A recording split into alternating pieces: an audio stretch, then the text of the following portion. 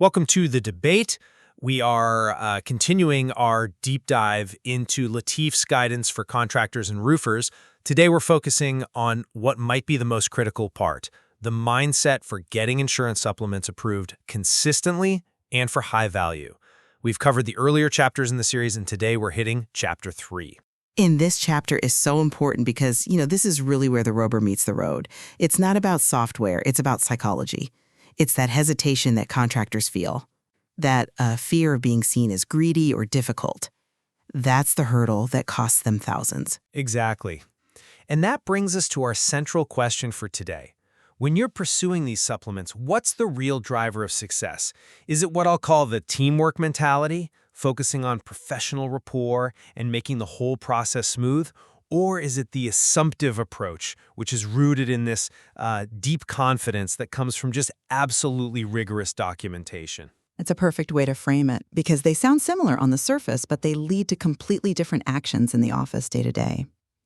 So I'll be arguing that collaboration, making the desk adjuster's job easy, is paramount. Friction is the enemy of profit.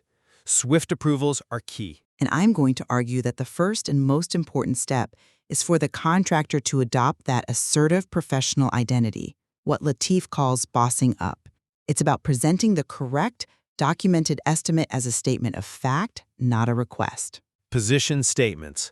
Okay, so look. The cornerstone of actually increasing your profit margins with supplements is building a professional rapport. It's about creating the path of least resistance for the adjuster. We have to remember, this process, it shouldn't be adversarial. A desk adjuster is a professional trying to close files. That's their job. So if we can approach them as a partner, working together to document the claim correctly, the whole system just works faster. This is the teamwork mentality in action.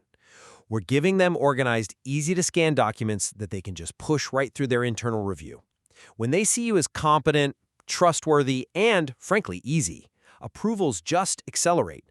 We're talking approvals in, 72 to 96 hours instead of weeks of emails? That efficiency, that is money in the bank. I see why you think that, and of course, professionalism is table stakes, but I think focusing on rapport puts the emphasis in the wrong place. It puts it on human factors. The essential first step, the thing you have to do before anything else, is for the contractor to get over their own psychological barrier.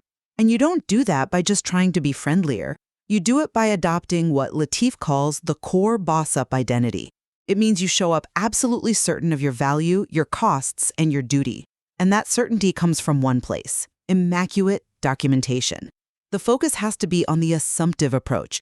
You are not asking for a favor, you are not negotiating, you are presenting what is objectively owed based on codes, on manufacturer specs, and the real scope of work.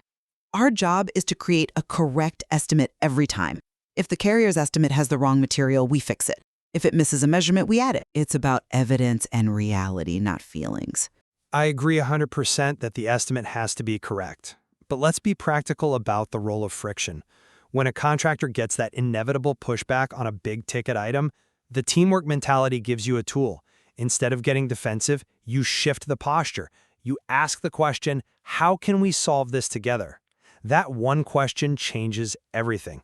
It's no longer a fight, it's collaborative problem solving.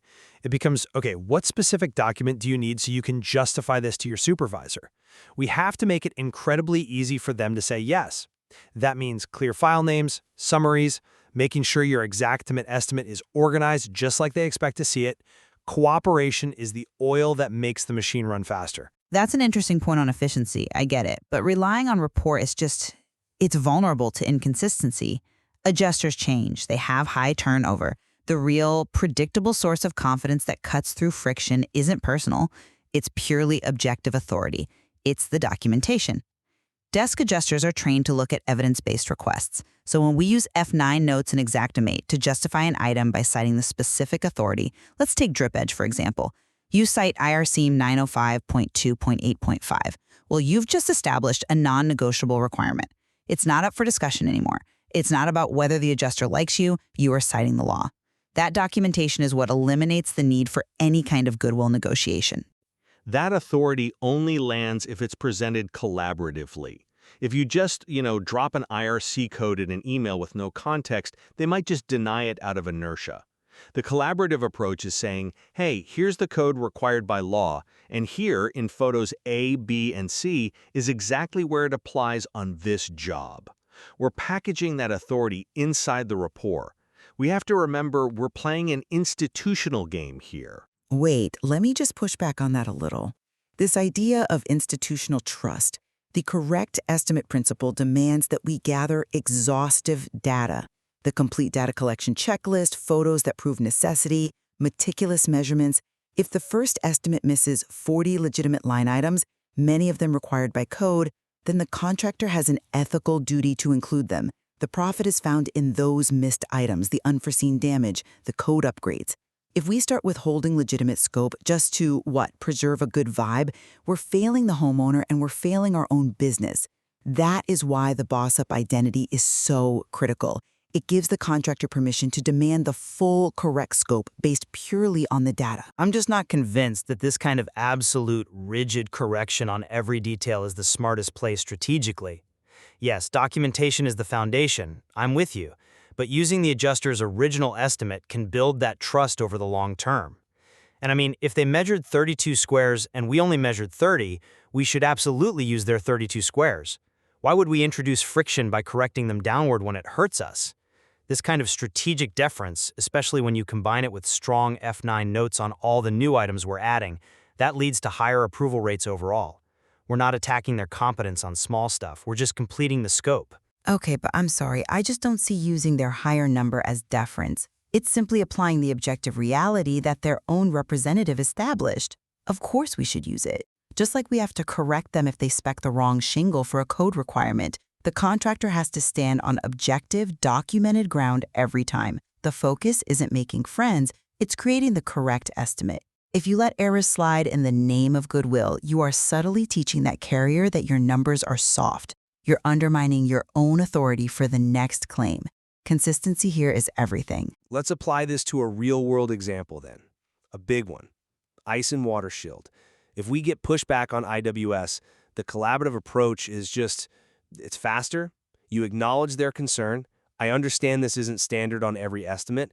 Then you cite the code, IRC 905.2.7.1 for ice damming areas, and then you immediately frame it as a question. How can we best document this for your file to show it's a required cost, not an optional markup? This gives the adjuster the exact justification they need to get it signed off internally without feeling like they lost a fight. That's a good argument for that specific item, but what about something that involves federal law, like project manager supervision, the lab super line item? That requires less collaboration and more pure citation. If an adjuster denies that cost, the single most effective response is to directly cite OSHA 1926.502H. That's the federal requirement for a competent person on site for steep slope work. When you present that, that's it. It's a non-negotiable legal requirement. This isn't a request anymore. And having that knowledge, that confidence, is what completely removes the contractor's hesitation to ask for it in the first place. But it still requires the adjuster to read it and process it. And my concern is that if the contractor just throws that citation over the wall, they risk delays. The collaboration confirms the communication was received. We need to be partners in compliance. The adjuster knows the law. Our role is just to make it effortless for them to hit approve. And I appreciate the desire for ease, I really do. But the ultimate power here comes from the contractor knowing that they have the legal authority on their side. That fuels the assumptive approach. The boss-up philosophy means you recognize that when you cite OSHA, you are not requesting payment. You are fulfilling a mandatory job cost, and the carrier has to pay it. It shifts the contractor's posture from someone asking for money to an essential professional stating a fact. So we've really explored the psychology behind this, haven't we? Contrasting whether the greatest success comes from that professional rapport, that teamwork model that prioritizes speed, or if it's about eliminating that internal hesitation by presenting a bulletproof, correct estimate backed by non-negotiable authority. Yeah, and I think both of our perspectives really show that the boss-up philosophy that Latif talks about, it's not about aggression, not at all. It's defined by deep professionalism and documentation that you can stand on. The goal is always the same: get the contractor paid fairly for doing the job ethically and correctly. And that approach, whichever communication style you use, adds hundreds of thousands of dollars to a company's bottom line. The material makes it really clear. A contractor's ability to get over that fear of rejection, it almost always comes down to the confidence they have in their paperwork. How well they know the IRC, the manufacturer specs, how complete that initial checklist is. That knowledge is the foundation that allows either of our approaches to actually work. At the end of the day, whether you lead with a collaborative question or an authoritative citation, the supplement only gets approved if the evidence is exhaustive and the paperwork is perfect. The fundamental lesson here is to stop asking for payment and start presenting the objective reality of the job. Thank you for joining us for this insightful exchange, all drawn from Latif's work on supplement strategies. We really hope you'll tune in for our next discussion. We'll be diving into Chapter 4, which is Step 1, Identify Opportunities and Gather Data. It's all about the technical execution of gathering the evidence we've been talking about today.